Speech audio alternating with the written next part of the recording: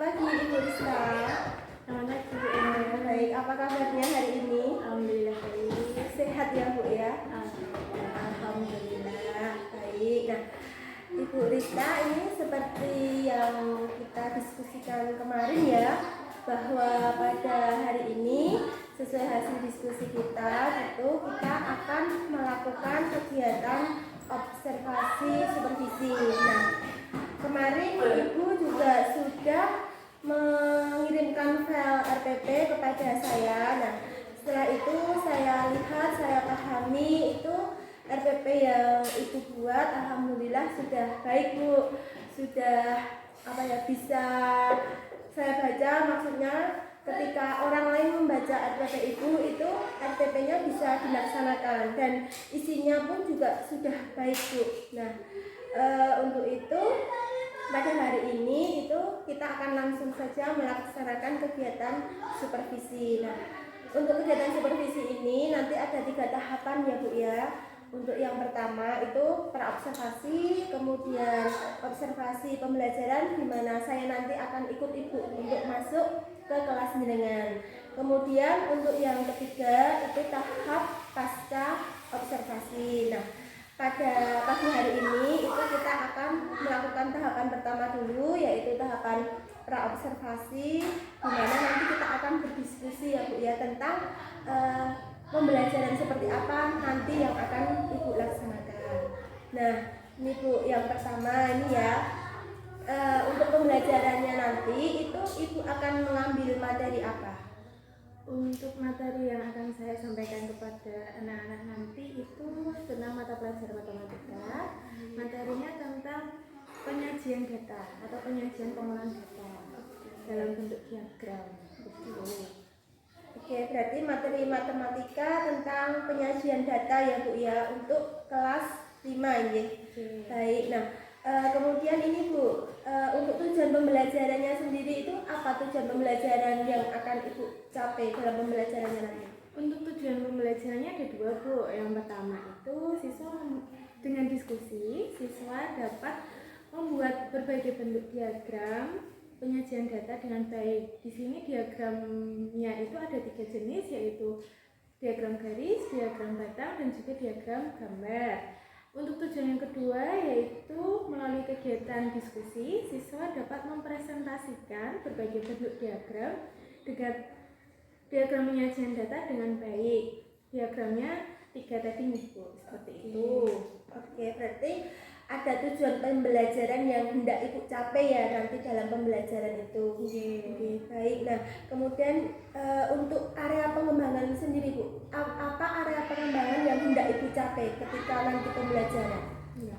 Untuk area pengembangan yang hendak saya capai itu yang pertama itu tentang kompetensi sosial emosional anak, yaitu tentang manajemen diri, kemampuan berelasi, dan juga pengambilan keputusan yang bertanggung jawab.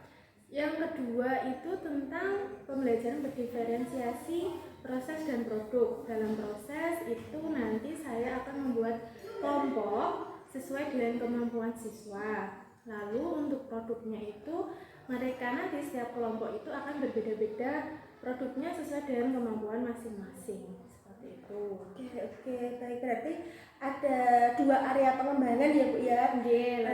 Yang pertama itu KSE alias kompetensi sosial emosional, kemudian yang kedua Ibu juga akan mengembangkan pembelajaran berdiferensiasi ya. Iya. Oke, baik. Nah, kemudian strategi apa yang Ibu persiapkan untuk pembelajaran nanti? Untuk strateginya itu saya akan menggunakan PBL, itu problem based learning, dengan media pembelajaran LKPD dan strategi diskusi kelompok, seperti itu. Oke, berarti Ibu akan menggunakan PBL ya dalam pembelajaran nanti. Nah, kira-kira kalau dalam PBL itu langkah-langkah pembelajarannya bagaimana sih? Untuk langkah-langkahnya ada 5. Untuk pertama itu orientasi siswa pada masalah. Terus yang kedua itu mengorganisasi siswa untuk belajar. Lalu yang ketiga itu tentang saya membimbing, menyelidiki kelompok-kelompok yang telah dibuat. Lalu yang keempat itu mengembangkan dan menyajikan hasil karya siswa. Nanti siswanya akan presentasi ke depan. Untuk yang terakhir itu menganalisis dan mengevaluasi proses pemecahan masalah seperti itu. Baik Ibu, ini ya kalau saya melihat dari strategi yang Ibu persiapkan itu sepertinya nanti akan menarik pembelajaran yang Ibu laksanakan itu. Ini saya sangat antusias untuk nanti ikut masuk ke dalam kelasnya Ibu. Nah, ini tapi sebelumnya ini Bu, saya ingin menanyakan kira-kira nanti ketika saya observasi itu kompetensi spesifik apa yang harus saya observasi di kelas Ibu? Kompetensi spesifiknya itu ada 2 Bu yang saya ingin Ibu nanti di observasi saya. Yang pertama itu tentang kompetensi pembelajaran, kompetensi emosional anak, kompetensi sosial emosional anak. Lalu yang kedua itu tentang proses pembelajaran berdiferensiasi ketika pembelajaran seperti itu. Oke, berarti nanti yang harus saya observasi dengan baik itu yang KSE-nya sama diferensiasinya ya, apakah nanti kira-kira muncul atau tidak di dalam pembelajaran. Baik, nah kemudian kira-kira indikator apa yang akan Ibu berikan untuk tercapainya tujuan pengembangan itu? Indikatornya dalam pembelajaran itu akan menghasilkan produk sesuai dengan kemampuan siswa, karena tadi inginnya berdiferensiasi. Lalu yang kedua itu siswa dapat menunjukkan kompetensi sosial emosionalnya ketika pembelajaran. Seperti itu Bu. Oke, baik, berarti nanti indikatornya itu bisa terlihat atau dikatakan berhasil jika siswa itu mampu menghasilkan produk ya Bu ya, sesuai dengan kemampuannya, kemudian juga adanya kompetensi sosial emosional yang muncul ketika proses pembelajaran ya Bu ya. Iya, betul. Oke, baik. Ini sungguh luar biasa sekali Bu, ini RPP atau pembelajaran yang nanti akan Ibu laksanakan sudah memuat KSE, kemudian juga ada pembelajaran diferensiasi juga ya Bu ya. Nah, ini saya sangat antusias dan tidak sabar untuk segera masuk ke kelas Ibu. Nah, saya rasa untuk tahapan praobservasi ini atau sebelum saya masuk ke kelas ini sudah cukup ya Bu ya, sudah cukup jelas, sudah cukup bagus, dan saya sudah bisa membayangkan kira-kira nanti pembelajaran seperti apa yang akan Ibu laksanakan. Berarti ini kita langsung masuk ke kelas saja atau bagaimana Ibu? Boleh langsung masuk saja. Oke, baik. Terima kasih ya Ibu ya. Kita masuk ke kelas. Ya, oke. Mari ya. Assalamualaikum warahmatullahi wabarakatuh.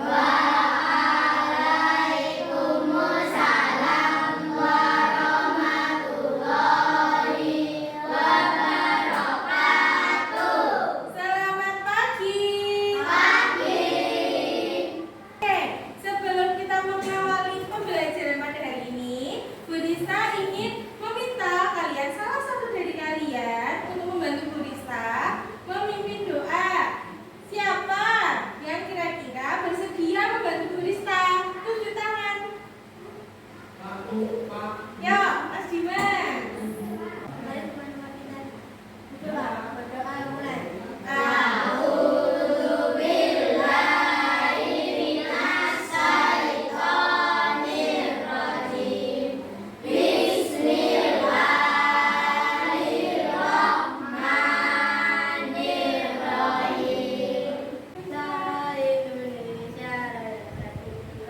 Indonesia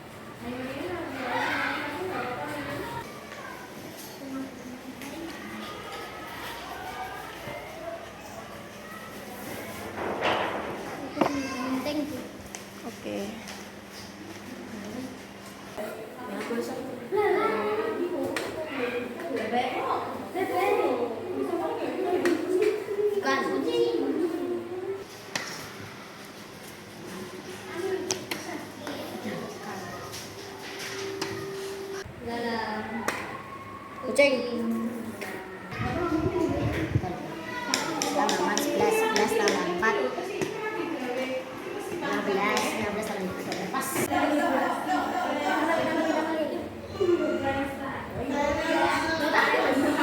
Nah, ini Tangan di kanan data kalian. Paling tinggi berapa?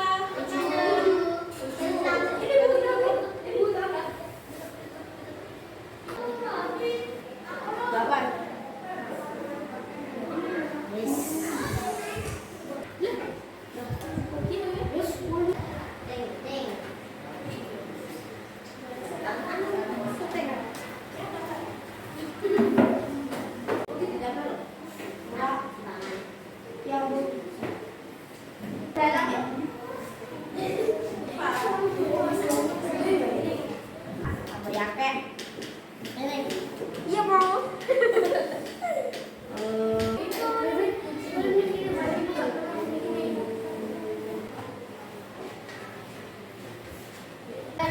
Udah. Udah selesai. Guru masih tidur gini loh. Buang sama. Udah selesai? Yang ingin mempresentasikan hasil diskusinya siapa? Kelompok 3. Coba. Tepuk tangan. Jangan boleh duduk. Pagi teman-teman. Kucingnya 4, 5. Ada yang mau ditanyakan kelompok lain? Kenapa bisa tahu itu ada 4, 5, 6? Itu dari mana? Dari jadu. Kita lempar jadu, lalu muncul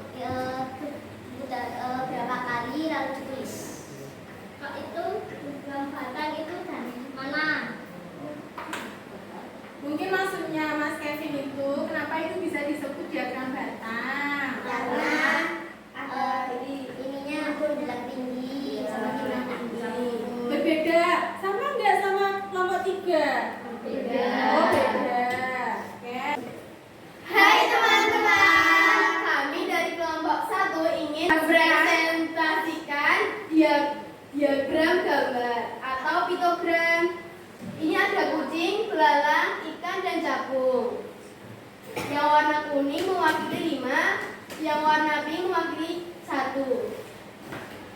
Dan kucing ada 6, belalang ada 2, ikan ada 7, capung ada 5. Ada pertanyaan? Tanya. Ayo. Kok bisa dinamai diagram gambar? Karena ada berbagai gambar biasanya, tapi kami memilih untuk kotak. Ada yang mau belajar lagi? Enggak. Kalau aku punya kucing 12, jadi gambarnya seperti apa? 5, 2. Dan kan mewakili, kuning kan mewakili 5, berarti kuningnya ada 2 dan mewakili 1